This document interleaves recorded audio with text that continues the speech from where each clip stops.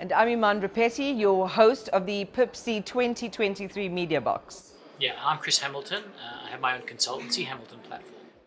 Chris, it was such a delight being in your panel today, and I loved the title, Cage Fight, the Battle of the Global Platforms and the Future of Money. Very exciting topic, but what I appreciated most was you bringing it all the way back down to the consumer. And you said something quite profound in your session around when somebody accesses a smartphone, not only are they accessing what they want it to be functional for, but an entire new world. Just share that with our viewers. No, that's absolutely true, and you can see that very strongly now in developing economies because we're about halfway through a sort of fundamental transition in many developing economies at different stages in different countries.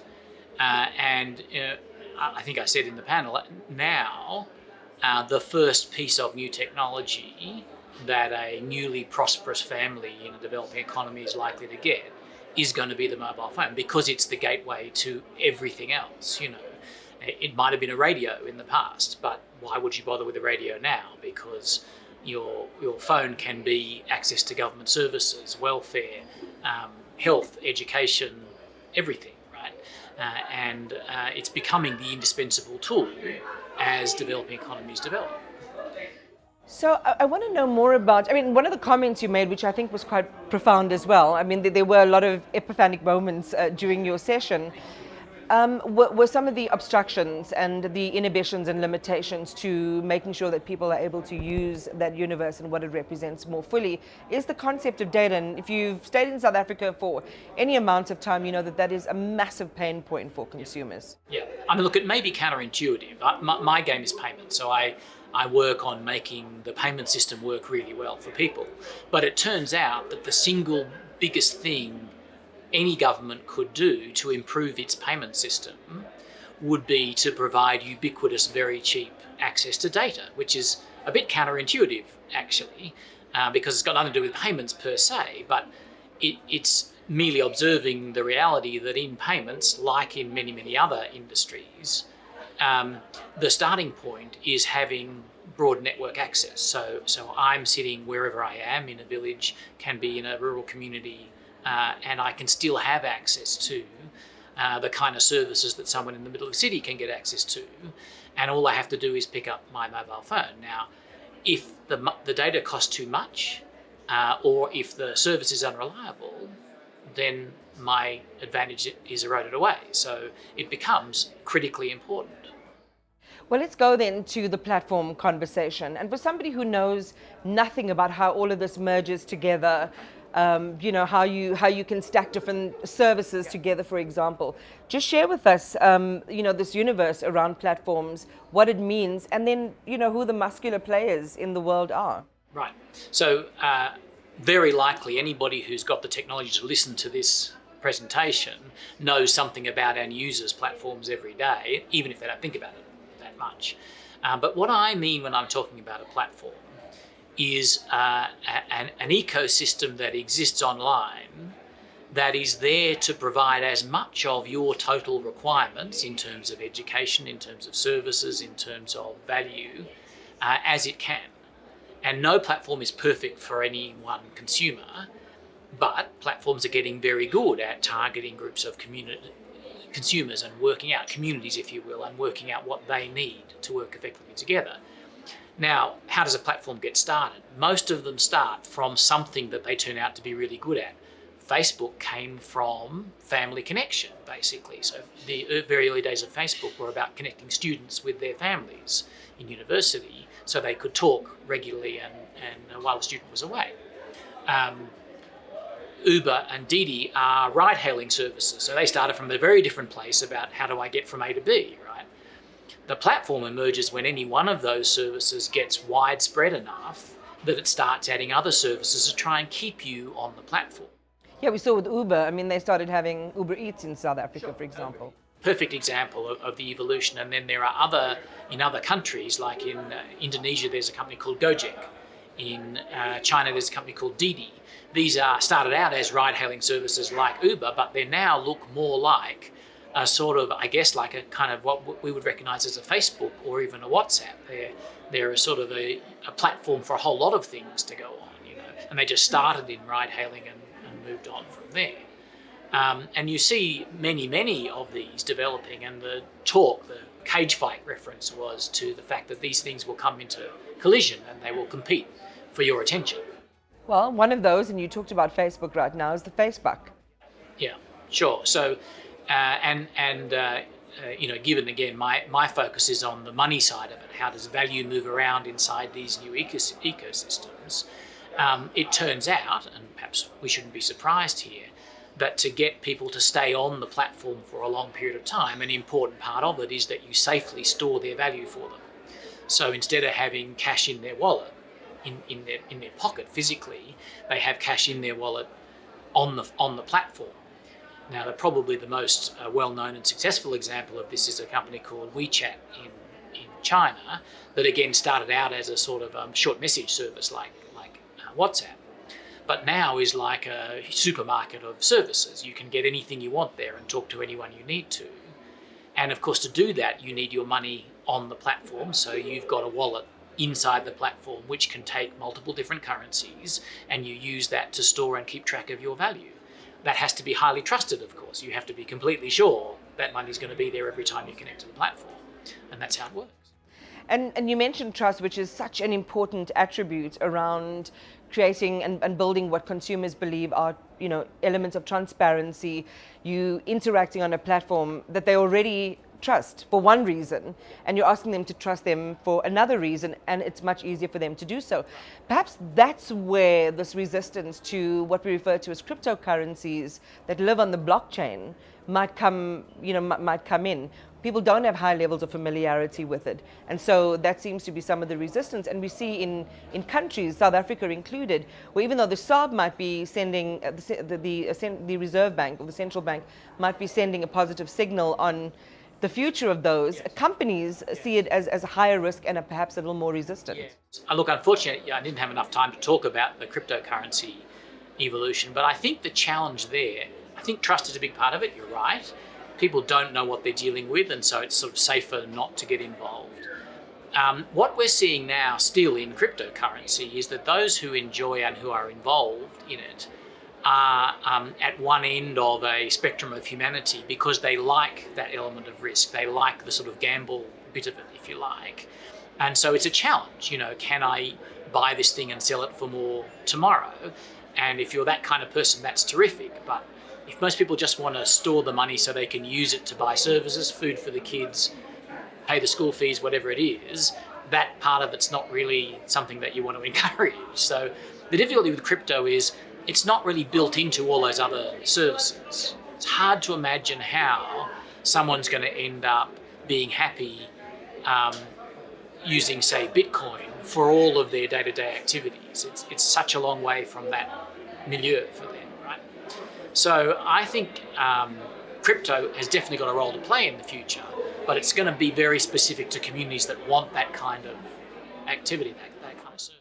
That's so interesting because it does inform how we see the future of cryptocurrencies and whether there would be iterations and innovations in that space, and seeing it used in conjunction with other familiar things like going to the supermarket and being able to, tap a wallet and be able to access it. So if the limitations are really strong and in a way rigid insofar as cryptocurrencies are concerned, how else are you describing the future of money? Right. So it's a big question. So just a quick aside on your supermarket analogy, you can actually use your cryptocurrency at Pick n Pay now in South Africa. And that service has been available for a little while, but my understanding is it's almost never used. And again, I think that reinforces the point that it just doesn't make sense to people in that environment to be shelling out their crypto. It doesn't fit with what they're doing in the supermarket. They've got a household budget, they've got to manage that budget carefully, and they want to spend so much on this and so much on that. So where I think we're going with currency is it will become more aligned with these digital ecosystems, these platforms I've been talking about.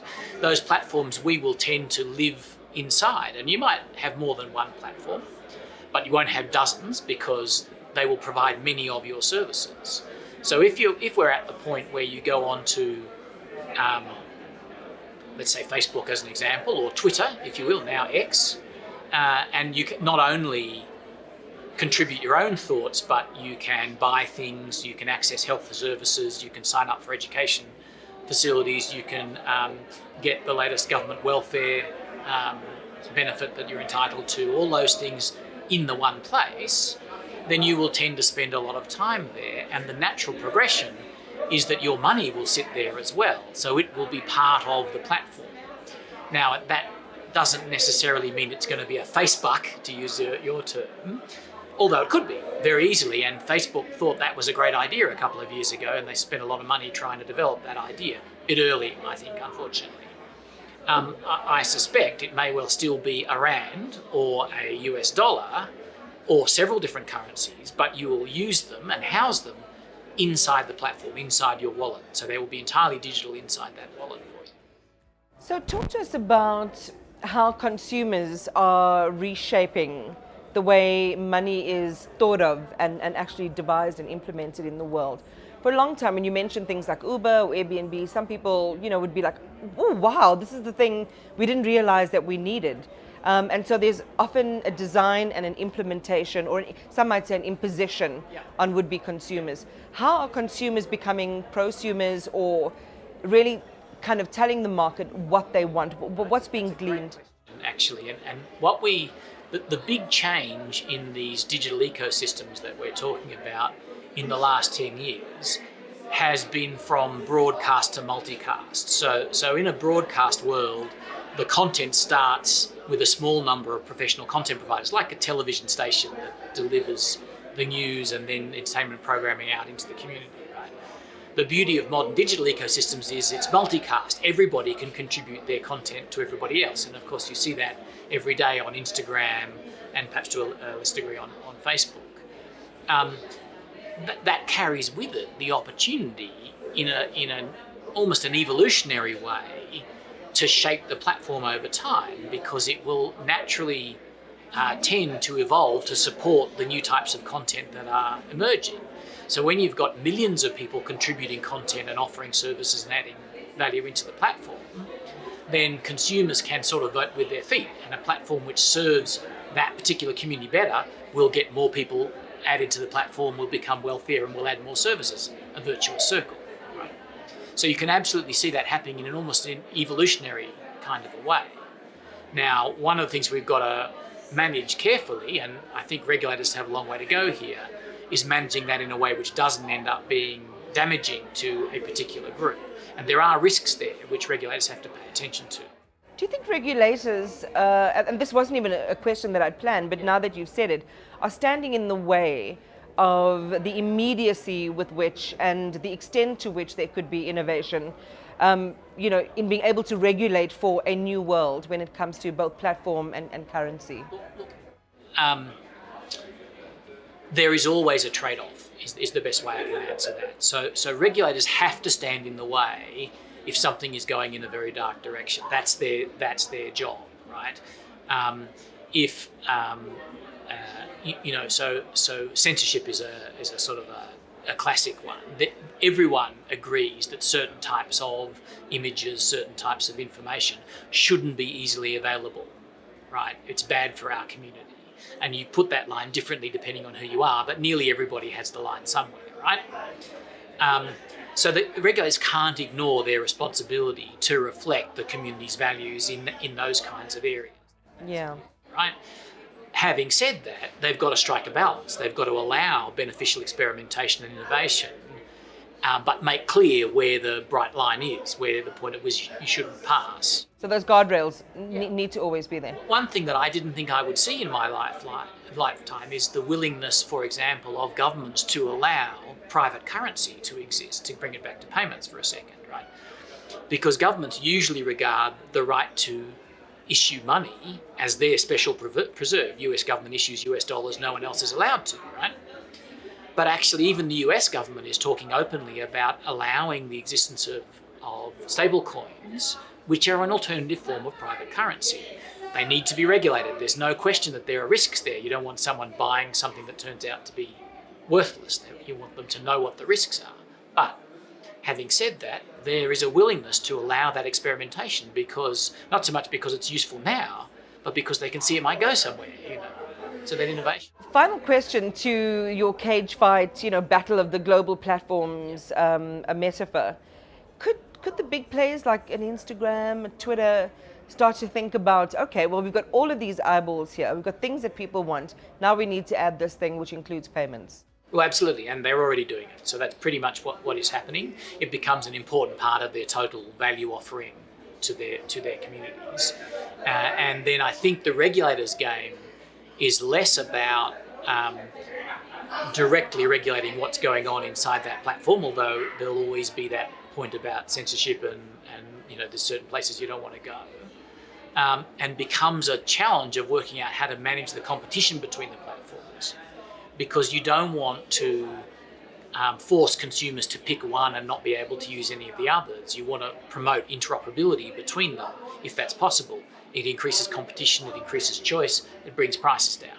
So the new challenge for regulators is to keep track of this emerging sort of cage fight, if you will, and make sure there are an appropriate set of rules around that cage fight so that the consumer gets the best outcome.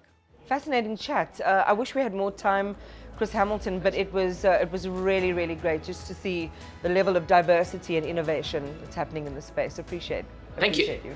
Great pleasure.